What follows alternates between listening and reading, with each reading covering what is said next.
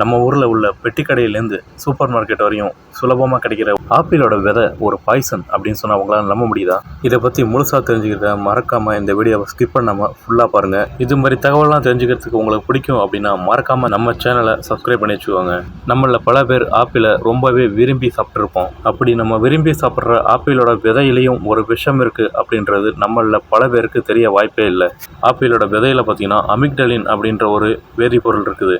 இது நம்ம ஆப்பிளோட விதையை நசுக்குனாலோ இல்லை கடிச்சாலோ இந்த வேதிப்பொருள் வெளியாகும். இந்த அமிக்டலின் நம்ம வயிற்றுக்குள்ளே இருக்க இன்னொரு வேதிப்பொருளோட சேர்ந்து ரியாக்ட் ஆகுது. அப்படி ரியாக்ட் ஆகும்போது நம்ம வயிற்றுக்குள்ளே என்ன ஆகுது அப்படின்னு பார்த்தீங்கன்னா ஹைட்ரஜன் சயனைடு உருவாகுது. ஹைட்ரஜன் சயனைடு எப்படிப்பட்ட விஷயம் அப்படின்றது நம்ம எல்லாருக்குமே தெரியும்.